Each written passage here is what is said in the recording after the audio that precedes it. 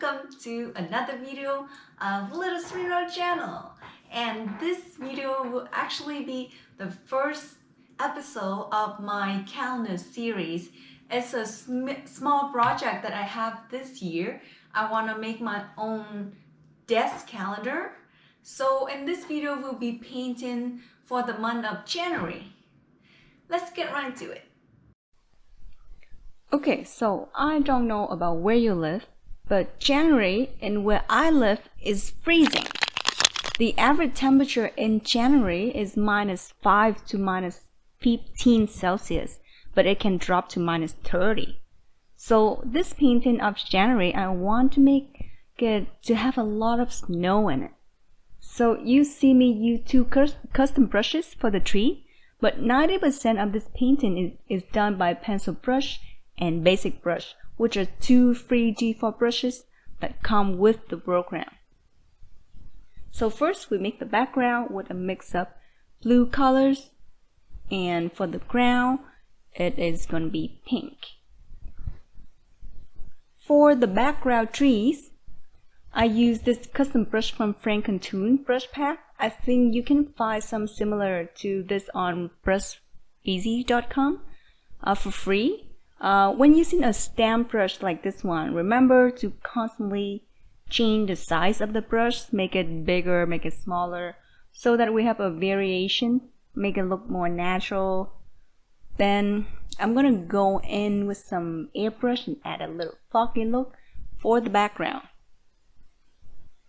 And then on a new layer, I'm going to draw some pine trees. So how do we draw pine trees? First, I'm going to draw a straight line down, and this will be my guideline.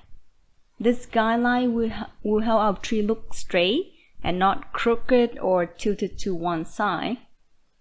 And then we draw the branches pointing out from this guideline. Here I'm using the pencil brush called Rough Graphite Tilting.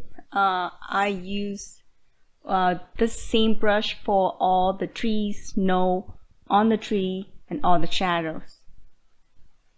I tried the other pencil brushes for this painting, but I find this one is the best one for this painting. It gives me enough texture that I need. And then I'm going in with a darker green for the inside area of the trees.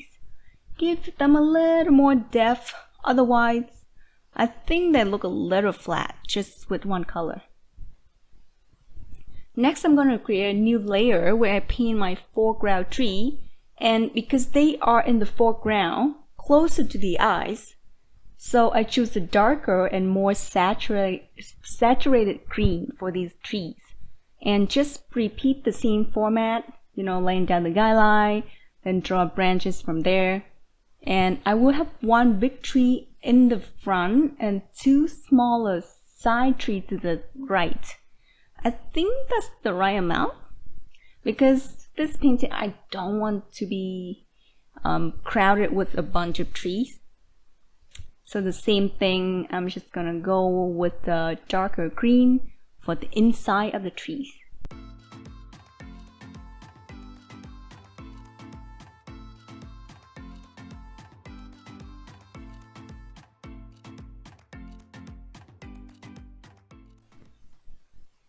So next part is the fun part that I've been looking forward to, that is drawing snow on the trees. So I chose a light blue color for the snow. It almost matched the sky color, which makes sense because the snow should reflect the color of its surrounding, and in this case it reflecting the color of the sky. I will do the same thing for all the trees. Also the background tree, don't forget that.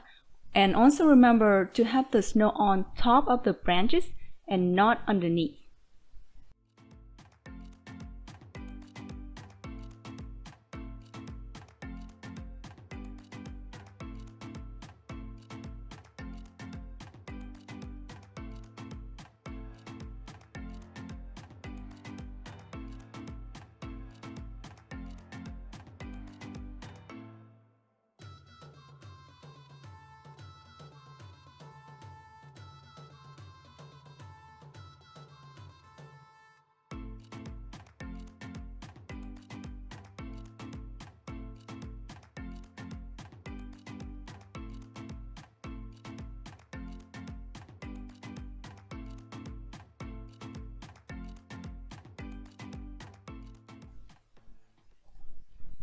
I will also add a different type of tree in the background to have a bit of variation here, and I will cheat here in using the custom stamp brush that I have. If you don't have a custom brush like this one, you can completely hand draw using the ink brush, so no worry, but it does save me a lot of time using this custom brush. So then after that I put the tree on, I'm just going to start painting the snow on the tree. I use the pencil brush and just paint along the branches. It's a tedious work, so take your time when doing this and don't rush it. And then for the next part, I'm going to paint the sunset color that reflects on the snow. I use the same bright pink that I used for the foreground color and just paint it on top of the snow and on the right side of the tree because that's where our light source come from. Then repeat the process for all the trees.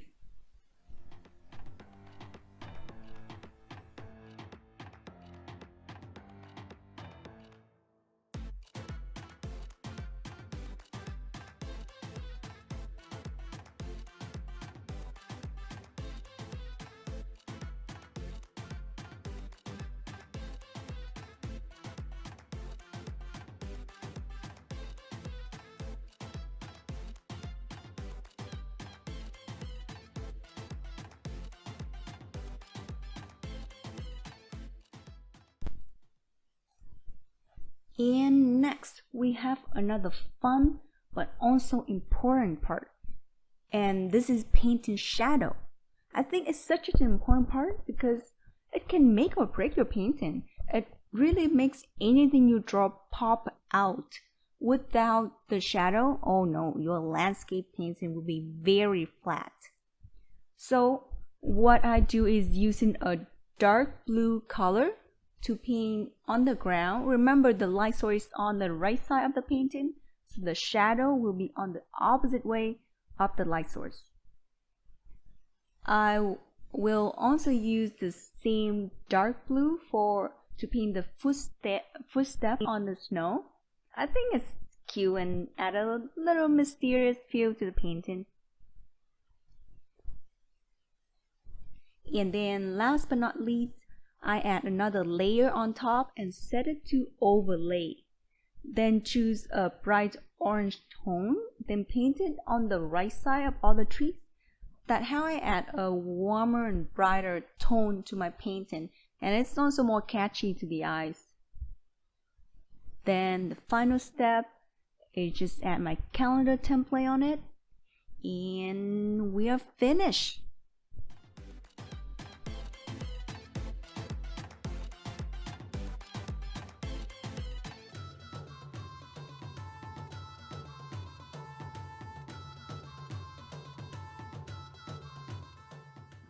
So I hope you like this video. If you do, don't forget to hit that like and subscribe button. And thank you so much for watching. I'll see you next time.